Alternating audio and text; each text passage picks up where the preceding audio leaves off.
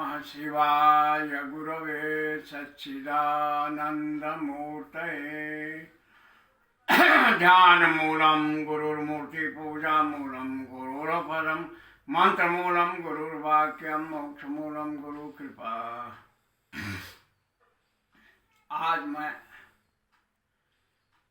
समाज के हितार्थ शक्ति साधना के ऊपर अपना विचार प्रस्तुत कर रहा हूँ। शक्ति साधना होता क्या है, इसका मौलिक स्वरूप क्या है। समाज में देवी की उपासना को लोग शक्ति साधना के नाम से जानते हैं। सामान्यतः नवरात्र में पूजन करना,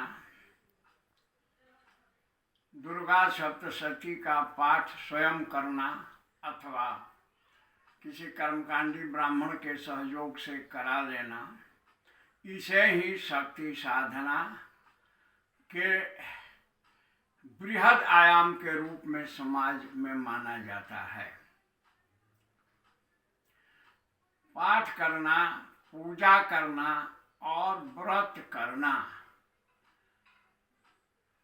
सही बात है, ये धर्म के अंग हैं, परंतु सप्तशती का आप पाठ करते हैं, उनके अंदर जो तत्व उपदिष्ट हैं उनको यदि आप अपने चरित्र और व्यवहार में धारण करते हैं तो यह हुआ मौलिक साधना का व्यवहारिक स्वरूप।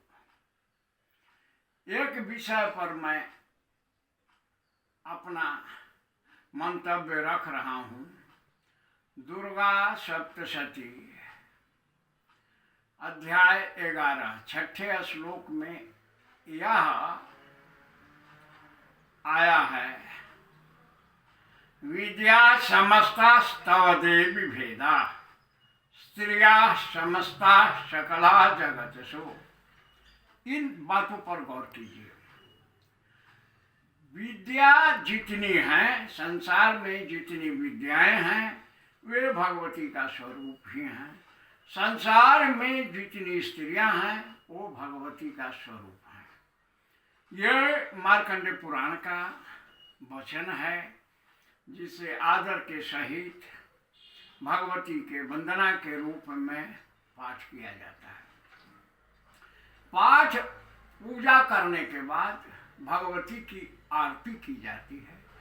आरती में एक शब्द आता है, तू जननी जाया। इन दो बातों पर गौर कीजिए कि शक्ति साधना है क्या। शक्ति साधना के अंदर शक्ति स्त्री सूचक शब्द है।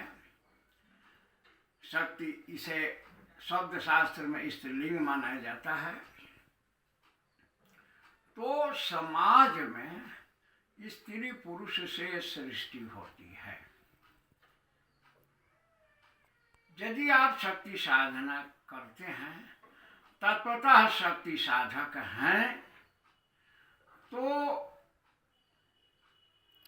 किसी भी विद्या का अनादर नहीं होना चाहिए, क्योंकि जो विद्याएं हैं वह शक्ति स्वरूप हैं। उनके प्रति आपको समादर की दृष्टि होनी चाहिए। और संसार में जितनी स्त्रियां हैं वे देवी के स्वरूप हैं। उनका उसी रूप में समादर होना चाहिए। यदि आप व्यवहारिक जीवन में इन तथ्यों को आप उतार लेते हैं तो आप मौलिक शक्ति साधक हैं। अब देखिए, इस व्यवहारिक जीवन में स्त्री 5 रूपों में उपस्थित होती है। एक, जन्म देने वाली माता, दूसरी सहोदर बहन, तीसरा स्वरूप पत्नी का चौथा स्वरूप जो है वह पुत्री का है। एक स्वरूप स्त्री का वह भी है जिसे समाज में समादर नहीं मिलता है, वह स्वरूप वेश्या का है। तो इस जगत में स्त्री इन्हीं पांच स्वरूपों में दृष्टिगोचर होती है। भगवती का यह आया है सप्तशती में कि स्त्रिया समस्ता सकला जगत, यानी ये स्त्रियों के पांचों स्वरूप वंदनीय हैं और समान रूप से किसी के प्रति द्वेष वैर का भाव नहीं होना चाहिए, किसी को कम बेसी नहीं समझना चाहिए, चाहे वो माता हो, पत्नी हो, बहन हो, बेटी हो या कोई दुनिया की स्त्री हो। तो इस तत्व को जो ग्रहण करेगा उसकी स्थिति क्या होगी?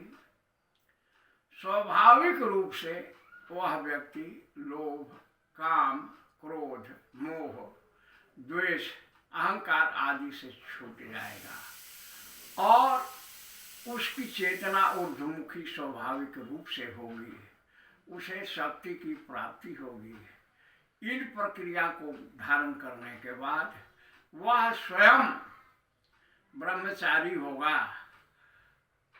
योग दर्शन में ये लिखा है, ब्रह्मचर्य प्रतिष्ठायाम वीर्य लाभ, यानी ब्रह्मचर्य से शक्ति की प्राप्ति होती है, ऐसा महर्षि पतंजलि का वचन है।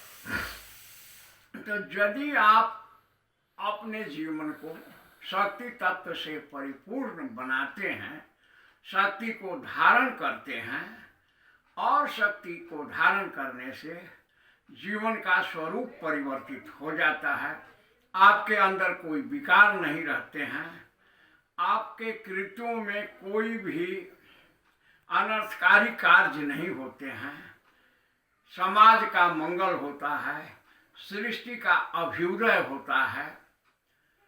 दुनिया में जहाँ भी देवी की पूजा होती है वहाँ भगवती, दुर्गा, काली, लक्ष्मी, सरस्वती इत्यादि स्वरूपों में उनकी पूजा की जाती है। पूजा तो आप कर देते हैं, परंतु समाज में स्त्रियों पर जो घोर अत्याचार होते हैं, एक तरफ आप स्त्री जाति पर अत्याचार भी करते हैं, दूसरे तरफ कहते हैं कि मैं शक्ति साधक हूँ। ये कैसी शक्ति साधना? जो सप्तशती में आप पाठ करते हैं उसको व्यवहारिक अपने जीवन में उतारिए और समाज में उसका अनुगमन कीजिए। यही शक्ति साधना का मेरे विचार से तात्पर्य है। इस विषय पर आज इतना ही। शिवोहम, भैरवोहम, गुरुपद रतोहम।